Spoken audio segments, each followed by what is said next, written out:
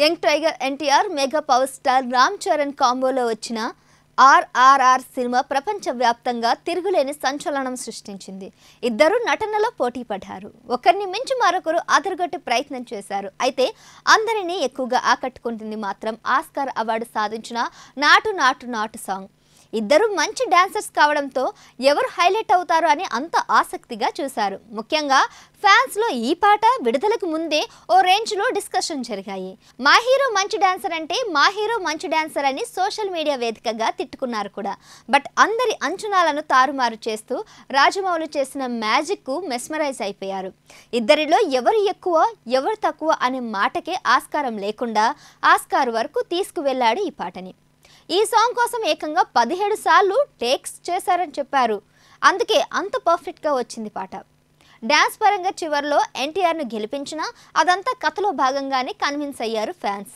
ఓ రకంగా చెబితే multi starrers ఒక్క పాట కోసం ఈ స్థాయిలో డిస్కషన్ జరిగిన ఏకైక పాటగా కూడా నాటు నాటు అని చెప్పొచ్చు. అందుకే అంతా ఈ పాటను ఆన్ టైమ్ వండర్ అని చెప్పుకున్నారు. బట్ ఆ వండర్ మరోసారి జరగబోతుంది. ఎస్, నాటు నాటుని మించేలా అని చెప్పలేం, కానీ మరోసారి ఇద్దరు ద బెస్ట్ డాన్సర్స్ మధ్య మరో సాంగ్ రాబోతుందట. ఈసారి కూడా ఎన్టీఆర్ ఉండబోతున్నాడు. ఇండియాలోనే బెస్ట్ డాన్సర్లో హృతిక్ రోషన్ ఖచ్చితంగా ఉంటాడు. ఇటు తెలుగు నుంచి ఎన్టీఆర్ కూడా బెస్ట్ డాన్సర్ అని అందరికీ తెలుసు. ఈసారి వీరి మధ్య ఓ సూపర్ డాన్సింగ్ సాంగ్ ఉండబోతుందట.